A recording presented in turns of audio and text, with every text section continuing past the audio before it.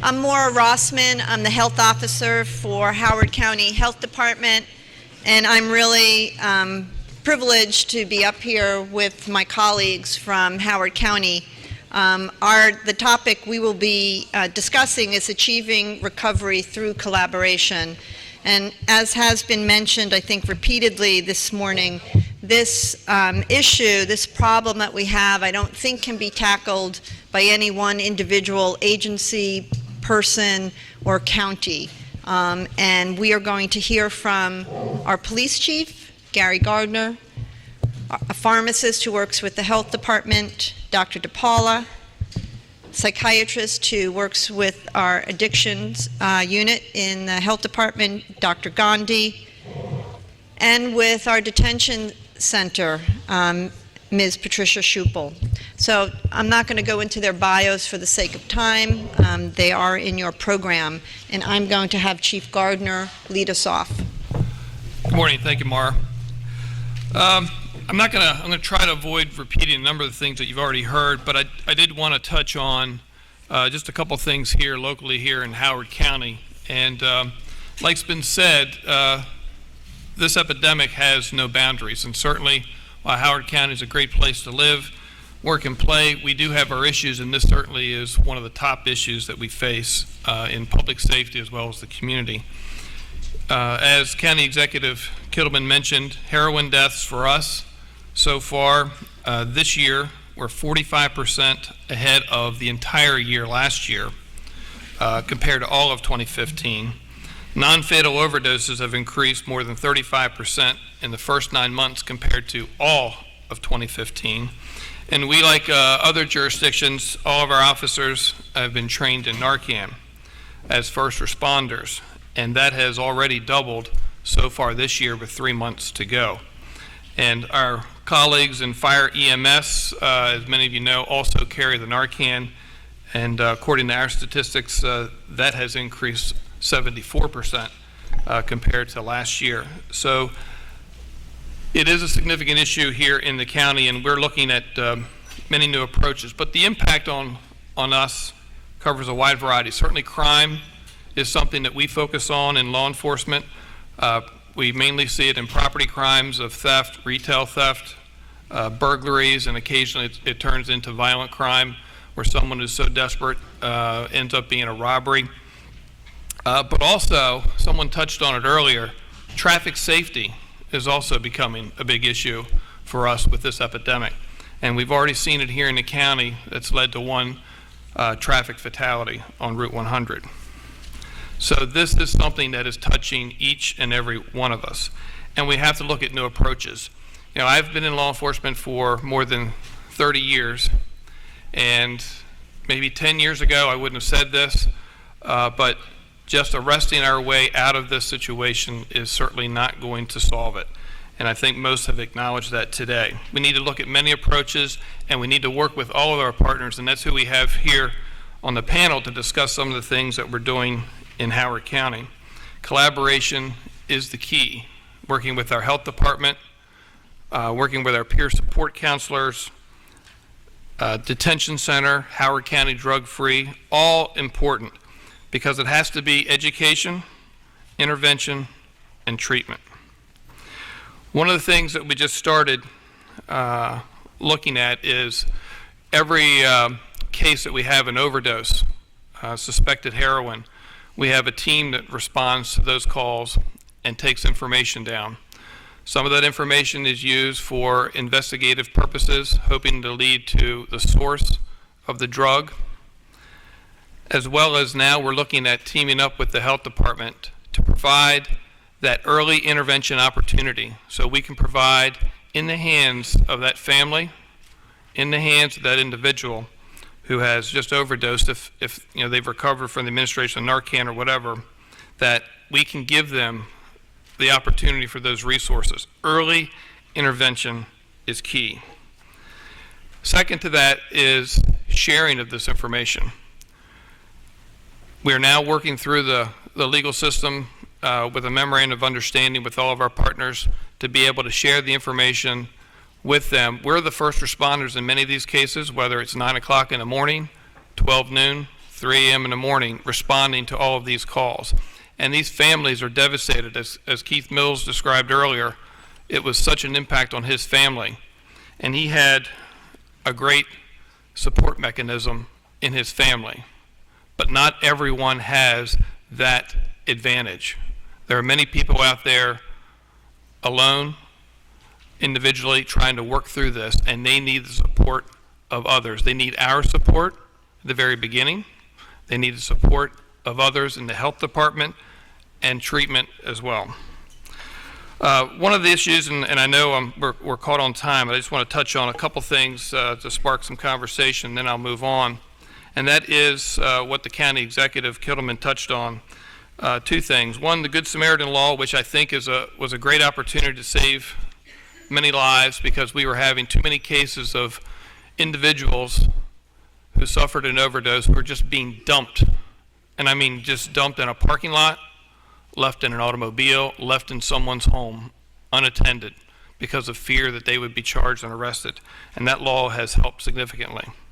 But one of the things we're encountering, as the executive touched on, is that Narcan has also become, in some cases, not all, an enabler, in the sense that we have had some people here in the county that we have saved with Narcan that we know of 7 times. This is not breaking the cycle. We have to find a way through some type of other intervention that we can get in there and actually break the cycle of this addiction. Sometimes people, if they have that will, they're well on that path, but others have to have another way. I've listened to people who have gone through addiction talking about sometimes it's that police officer who arrested them for driving under the influence or another circumstance, because they were on that path of destruction, that helped get them back on their feet again and through the process of recovery. And that's what I want to do here with our police department. We are aggressively working cases to try and identify the source of this drug and distribution, but at the same time, we want to be a good partner with our allied agencies in the health department and in the hospitals, fire, EMS, so we can help to be that organization that can push people in the right direction to get that recovery and treatment. So I liken it a lot to the model that we have in our mental health liaison here, in which we help track individuals who have mental illness that we come into contact regularly, but try to put them on a different track to keep them out of the criminal justice system. And that's something that I think we need to take a look at here, and we're continuing to work our way in that direction here in Howard County. Thank you, Chief Gardner. We're now going to start talking about how to get people into recovery through treatment. Dr. DePaula.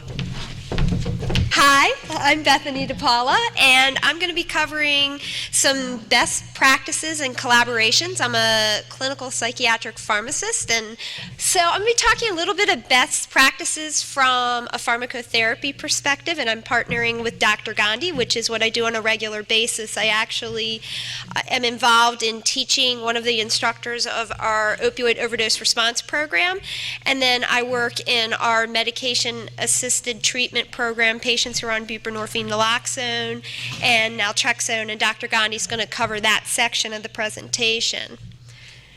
So we've been talking about Narcan, naloxone a lot, and we've had 2 rounds of legislation in Maryland. 2013 was our first round of opioid overdose response legislation, and then an update in 2015. And the goal with this was really to expand prescribing and access to naloxone to the community. And naloxone's a pretty unique agent. It's an opioid antagonist. It's the antidote for an opioid overdose. If you've ever either seen a video or see somebody overdose in person, naloxone's pretty amazing. People can be basically unconscious, and you administer naloxone, and within a couple of minutes they can be breathing and alert again. So it's a really wonderful drug in an opioid overdose situation. But it's also interesting because there's kind of 2 big questions with it. Number 1, how well does it work? And number 2, can we really train bystanders to administer it? So when we look at our national data, because what Maryland's doing is something that we see on a national level as well, we know that naloxone naloxone is very effective. The few situations where it doesn't seem to work well is when patients have overdosed on multiple substances. Naloxone really only works on opioid overdose. It doesn't work on cocaine or alcohol, for instance. And so then the second question that makes naloxone a unique scenario and why we need legislation is because we have to train bystanders to administer it. Usually when somebody is prescribed a medication, it's prescribed to themselves and they take it. But in this scenario, when somebody's overdosing, they can't administer naloxone to themselves. We have to train somebody in a case of an emergency to administer naloxone. And again, when we look at our national data, what we find is that we can successfully train bystanders to administer naloxone in an emergency, and we save lives. And some of the states where they've really had a great distribution of naloxone and a large amount of training have been able to show reductions in their opioid overdose. So we're experiencing opioid overdose death rates, I guess I should say. And so we're experiencing this opioid epidemic, and here we have a way to potentially save lives. So I want to talk a little bit about Howard County and some of our best practices that I'm hoping might be of interest to other counties as well. So we've been teaching our program since 2014, and just to kind of give you a snapshot, in FY16 we trained about 220 people, and we always ask people, why'd you sign up for our program? And we get various answers. The majority of people sign up for our program because it's part of, they felt like their occupation, but not part of their scope of practice. So they're not nurses or physicians who could ordinarily administer naloxone. But then our second most common reason is because they have family or friends that they felt were at risk. And then on a lower level, we have volunteers and individuals who have their own history of opioid use disorder. And we've really been trying to push for a huge outreach into the community because, again, making naloxone available and having people trained to administer it is the key to saving lives. And so we run a program once a month at the Howard County Health Department that people can sign up for free to be trained. But then some of the other areas that we've targeted to try to get out into the community are our community centers. We've gone to treatment centers and halfway houses. We've taught at Howard Community College.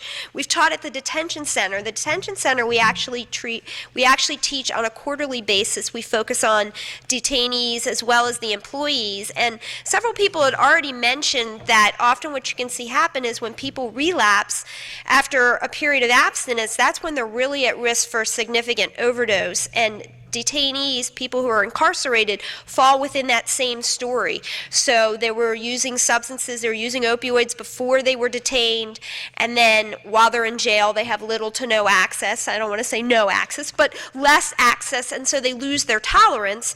And when they're released, if they go back to using opioids, they're at significant risk for toxic overdose. So we make sure that once we've trained people who are at risk to start off with, that they have a kit waiting for them with naloxone available when they're discharged, so that if they come across somebody who's overdosing or if they're with people who have been trained, that they have the naloxone available. Pilots, a couple of pilots that we're working on. One pilot, which is more than a pilot at this point, is our contracting with a pharmacy. So we don't carry naloxone directly, or we don't stock the naloxone directly at the health department. And what we found when we first started training people at the health department was we'd have a lot of people attend training. We would give them a slip where they could go pick up naloxone for free at a pharmacy. This was before standing order, where you could take your certificate and go to any pharmacy and get naloxone. And so what was happening was people weren't going to pick the naloxone up. And the training is wonderful, but you really need the medication to save people's lives. So we added a step where we now have a pharmacy that comes and delivers naloxone on the spot at the training. So all of you that are staying afterwards for our training will receive naloxone from our pharmacy. So if you're trained, you don't walk away without medication. So that was one of our pilots. And then two of our other pilots that are more in process. One is we've been partnering with the Howard County General Hospital. When individuals overdose, we were talking about trying to prevent recidivism, and one of the ways we do that is through treatment. So we don't want to just treat people for an overdose and send them on their way. We want to get them hooked up with treatment so that they they potentially break the cycle of the opioid use disorder. And so we're setting up a program with our peer recovery support staff where they would be in contact with individuals who are admitted or seen in the ER in an overdose situation and give them treatment information that's local to our area. Similarly, and I think this was already mentioned, we are also partnering with the police department and are going to have peer recovery support staff potentially available when people overdose in the streets and the police are responding. So we like to look at the good and the bad of our program, and I think the good of our opioid overdose response program has been that we're very effective at reaching professionals and detainees, but an area where we feel like we'd really like to have more reach is with community members, and perhaps that's more of our community than what we're doing, and the fact that people deny that it's really a problem in Howard County or in the counties in general. And so we're really trying to target the community and see if we can get them more involved. So one of the things that I think I forgot to mention as far as outreach goes is new to this year, we started doing an outreach with the schools. We went to back to school nights for middle school and high school to try to give the parents information about our program.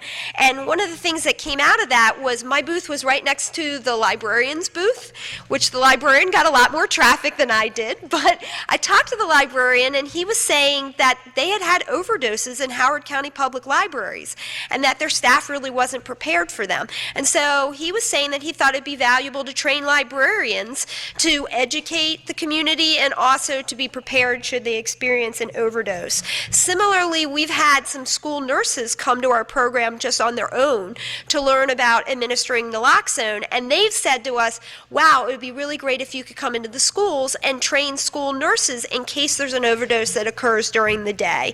So that's a potential target area. And then I know Baltimore City has been very effective in starting street level training, and we'd like to do something similar. We've been talking about that, working with our peer recovery staff, and also trying to target high traffic areas as far as advertising goes. So thinking outside the box, advertising at the laundromat, at the hair salon, at the grocery store, at the gas station, trying to get out into the community and really drum up more business for people who want to attend and get trained.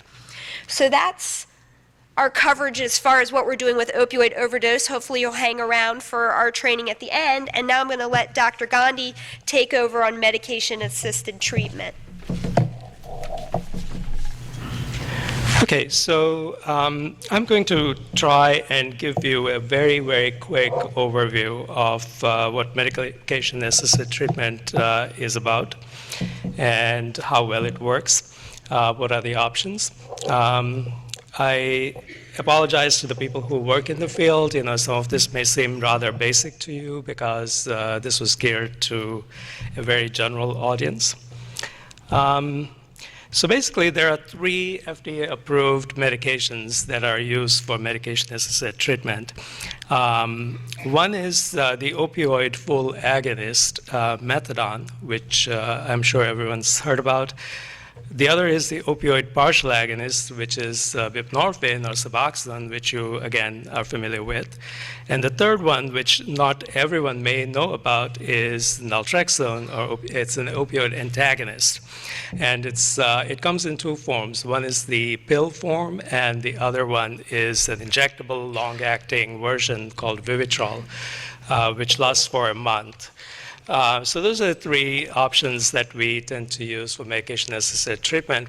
When I say full agonist or partial agonist, what I mean, and this was covered in one of the previous talks, the agonism or antagonism refers to the action of the medication on the mu opioid receptor. And the agonists basically go to the receptor, bind to them, and activate them fully. Partial agonists would also bind to the receptor, but activate it only partially. And an antagonist would go to the receptor, bind to it, but not activate the receptor at all. Naltrexone is an antagonist very similar to naloxone, which we use for opioid overdose for more immediate use. Both are opioid antagonists. Now, at the Howard County Health Department, we do currently provide all of these treatment options, and we do it either directly or indirectly through relationships with other providers in the county. So why should we use medication-assisted treatment? First of all, these treatments have been around for quite a long time, and they have unfortunately been very underutilized. Just as an exercise, and I want you to imagine a medical condition which is potentially fatal, and you have a treatment which can reduce the mortality rate from that illness by almost 80 to 90%. It's very cost effective. It's got very few side effects. When you take all of these things together and apply the same logic to any other medical condition which is potentially fatal, think about diabetes, think about cancer. If you have such a treatment, why would people not use them? And this has been the story of medication-assisted treatment for the last 45 years. Methadone actually has been around for more than 40 years. Buprenorphine has been around for about 15 years. Vivitrol, the injectable naltrexone, has been around for something like 10 years now.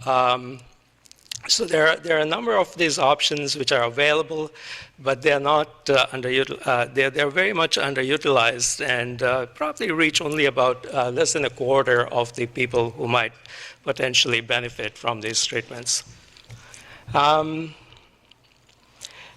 So as I said, methadone has been around for a very long time. And the evidence base for all these medicines is extremely strong. Actually, these are some of the most researched medications in all of medicine, not just in the field of addiction. Their efficacy is established beyond any question.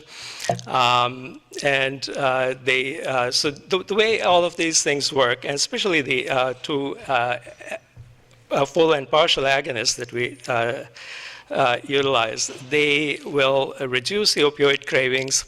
They reduce the use of opioids almost predictably. When you start people on these treatments, probably between 60 and 80% of the people who are on these medications will stop using opioids completely.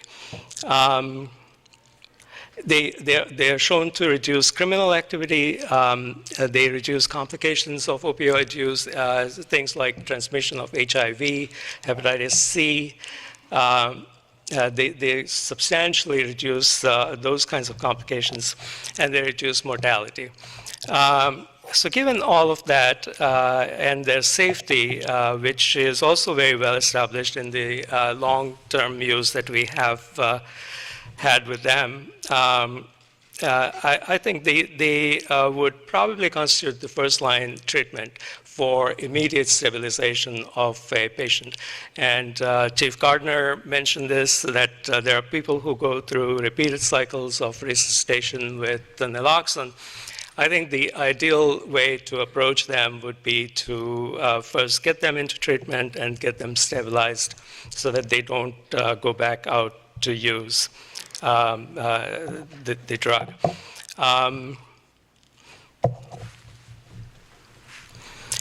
Going on to their cost and ease of delivery. Now, these are other things that are very favorable to these medications. The annual cost of methadone treatment is approximately about $5,000, which is very cost effective if you think about the cost of incarceration or the cost to the society of a person who might use, say, $100 worth of heroin a day. This is way, way less expensive than the alternatives. Buprenorphine and injectable naltrexone will cost a little more. So buprenorphine, the annual cost of treatment would be between $6,000 and $8,000 for a typical dose. And with naltrexone, it might be in the range of about $12,000 to $15,000. So again, in all of the scenarios, these treatments come out ahead of the alternatives. They're also very efficient. I mean, you can deliver these treatments to very large numbers of patients. We hear about rehab. Yes, it's helpful, but how many people can be accommodated in rehab settings? With these treatments, you can reach a lot of people very quickly and get them stabilized.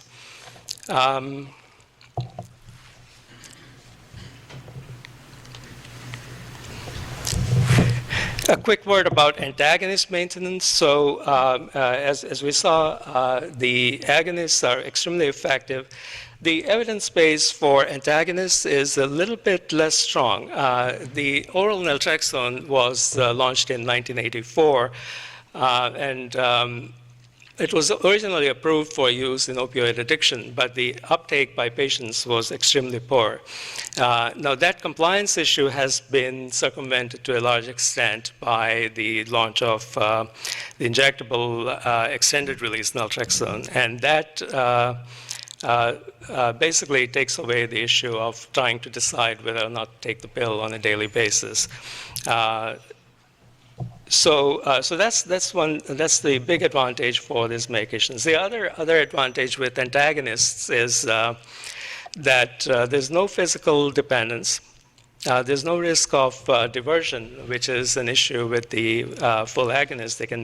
They do have a street value, and they're not controlled medicines even. So it's much easier in that sense. But the downside is that the evidence base is a little less strong. The patient acceptability is somewhat lower. And there's possibly a greater risk of overdose when a person drops out of treatment, because with the use of an antagonist, you're taking away the person's tolerance to opioids almost completely. And when they decide to stop treatment and they relapse, there's a much higher risk of overdose. And the high cost of the injectable naltrexone may also be somewhat of an issue. So what's missing? I think the big problem has been access and the barriers to access. And some of this has been discussed before. The issue of stigma is a very important one. The regulatory burden on these treatments, the restrictions on these treatments, to prescribe buprenorphine, for example, which is a much safer opioid than just about any other. You have to have special training and an X number, a special waiver in order to prescribe that. So those are some of the big barriers to making these treatments available to a lot of patients. There's certain myths and misperceptions about this treatment which are very prevalent in the community, one of them being that you're replacing one addiction with another, which we keep hearing all the time. Unfortunately, I guess it misses the distinction between physical dependence on opioids versus an addiction, which are two totally different issues. So the solution, as I see, is, and again, this has been mentioned by some of the earlier speakers, educating patients, family members, general public, policymakers, reducing regulatory burden on treatment providers and access to treatment, expanding treatment coverage and capacity, and offering multiple points of entry, including after somebody has been identified to overdose with opioids. So just one last word, given their predictable effectiveness in reducing opioid use and preventing the associated complications, medication-assisted treatment should be considered the first-line treatment and must be accessible to all the patients with opioid use disorders. Thank you.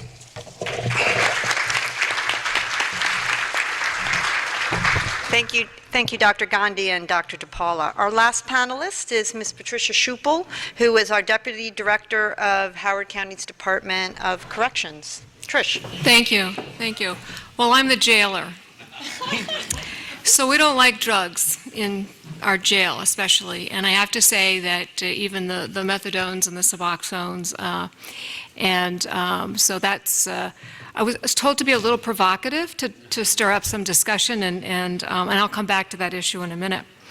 So for the background, we are the jail for Howard County, and as in all the other jurisdictions in Maryland, if you're arrested in the county, you'll go through arrest and booking if you've committed the crime and been caught in that county, you'll go through your arrest and booking in the county. So for us, that means that anyone arrested in Howard County comes through our booking facility, and if they stay on or not released at first appearance, they'll be in our detention center. And this means that they can be from wherever, but they were arrested in Howard County. We do know that about 50% or more of the folks who leave from our detention center go home to somewhere else, not to Howard County, and that's a little bit of a difference in a lot of jurisdictions. So that means we're dealing with our own population here in the community as well as with our partnering jurisdictions in terms of what we do. So you have about 4,000 people who come through the booking facility and about 3,000 who end up on a yearly basis end up at the detention center. And of that group, what is interesting to note is that the stay time, about 60% of the people stay about 2 days or less. So, 2 weeks or less, I'm sorry. So that's a very short time that a lot of people are with us, 2 weeks or less. And then it goes on, but generally 68% of folks are sentenced to 90 days or less when they receive a sentence, and then another 16% to 91 days. And I say that for you to understand that we have to work quickly. Whatever we're doing happens quickly for many people in jail.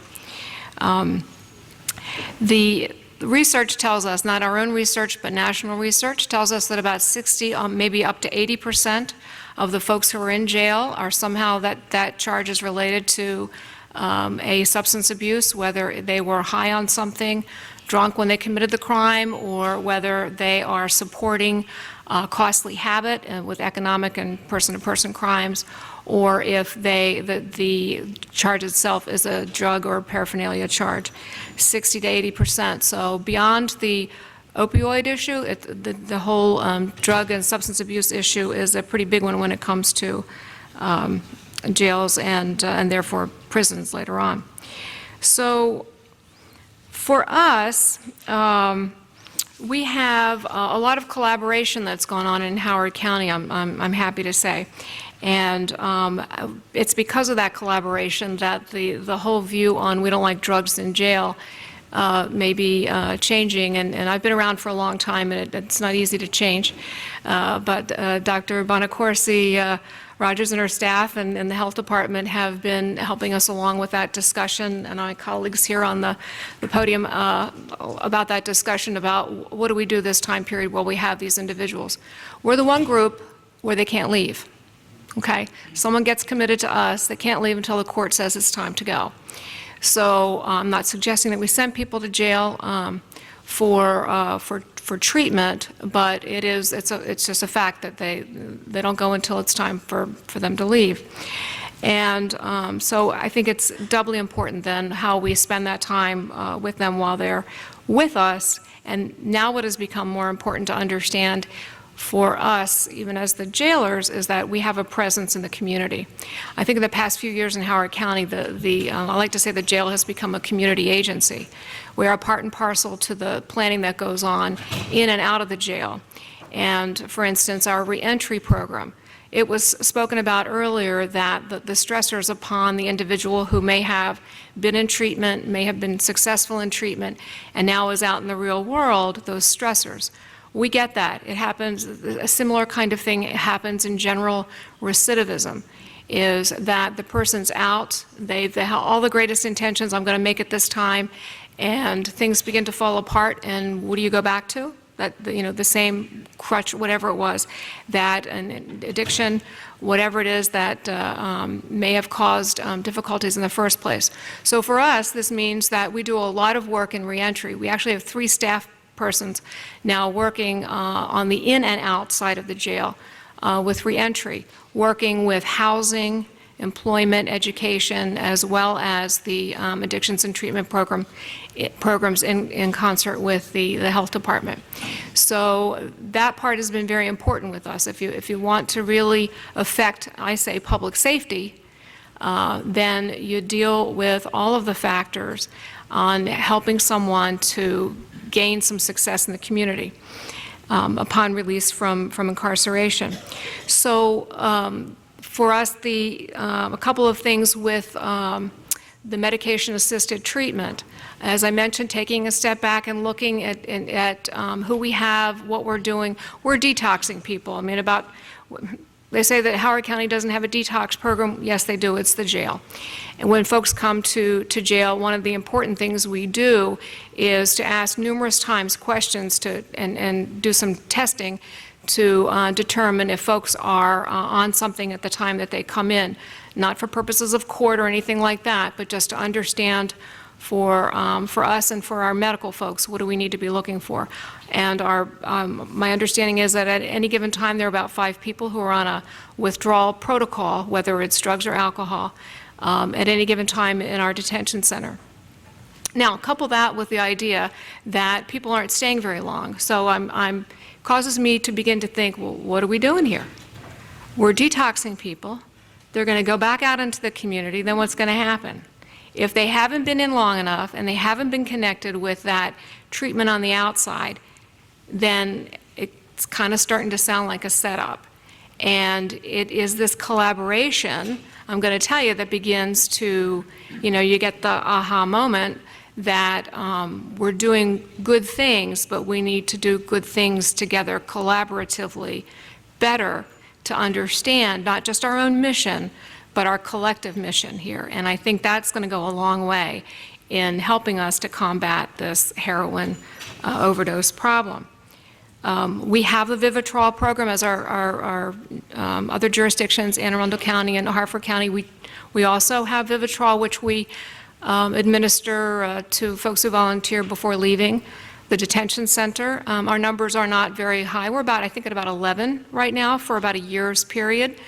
I will say this, that the numbers aren't in for the September stats yet, but my understanding is that I believe we only have 1 individual who's absolutely dropped off the map and is not compliant with treatment. So in my business, that's pretty good odds. That's a pretty good rate of return. If you've got a goodly number of folks who are in treatment or not that they're all still taking Vivitrol. I don't count that. I myself, my motto is take one shot. Take one shot. Something to me, I'm a jailer, remember.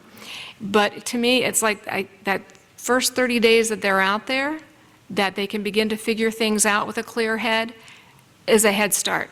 That's a head start. And many of these 11 that I'm talking about had 1 or 2 rounds of the Vivitrol shot. So we haven't had a long-term individual from our facility yet, but we've had folks who are doing pretty successfully.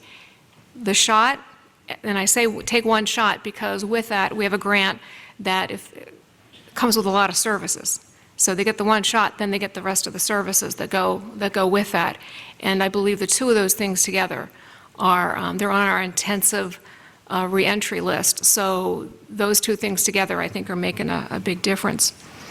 And part of our grant and our program also deals with, and it's been spoken about, having the overdose response training in jail. And we have that. One of the things we've been trying to do, we haven't been successful yet, is to really capture the willingness of family and friends to do the training as well. We've tried to offer it in jail and offer a free visit, an extra visit with your loved one who's in jail, or something like that, to entice individuals to to do the training there. We haven't given up on that yet, but we need new marketing, I think, for that, and we'll look at that again. So as I talked about, our issue is trying to engage the short-term individuals, and what are we doing with those folks that we ourselves are going to need to look at as a jail facility. Do we go to medication-assisted treatment in jail or continue our detox? Do we, we focus on our short-term offenders and the fact that we need to engage inside to get them engaged outside. And we have talked about utilizing the peer recovery advocates in this capacity as well.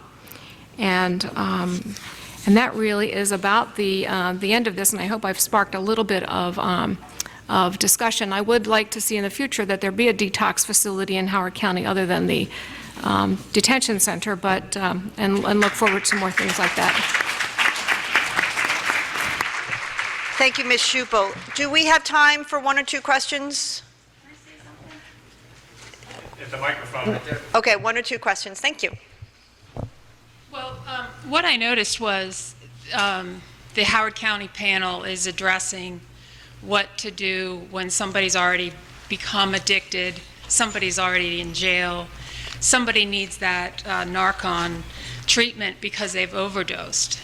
And what I noticed from the other counties was that they had plans in place where they were going into the schools, they were bringing people into the schools to speak to the students at an early age, even elementary school. And I read the governor's report, and there's 4 recommendations that the Howard County schools should be doing.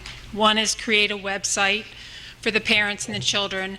I haven't seen any awareness. I tried to create a little awareness in the Howard County schools and was told I was not allowed to. I was also don't see a whole lot of community support systems in Howard County, and to say that Howard County's only detox is the prison is so upsetting. There is no place for people to go in Howard County who need help. And when they get out of jail, there's no place for them to go. And I have tried to create some awareness in Howard County. I'm trying to start a yoga program for people in awareness. And nobody wants me in their facility. Nobody wants me bringing addicts in their facility. There's this attitude in Howard County that addiction is bad. These people are bad. These are our neighbors. These are our neighbors' kids, and they are being shamed. That's why I came here. And when I see the response that Howard County gives compared to the other counties, it just shows that we do nothing in advance to help people not to become addicted. So thank you for that. Well, there was a format, and there isn't enough time that we can go into. However, we do have representatives from our local health improvement coalition. Kelly, is Kelly still here, or someone? Okay, how about Shante and Joan Scornacci? We have 2 folks in the back that we love your energy and your passion and your ideas to work on the prevention. Unfortunately, this was not the topic that we presented, but we hear you, we believe you, and we'd love to work with you. So if Joan and Shante, if you can raise your hand and you can speak to them outside. We're going to move on to, for the sake of time, to the 3rd panel discussion. Our speakers will be outside should you have, since you haven't had the opportunity to ask questions.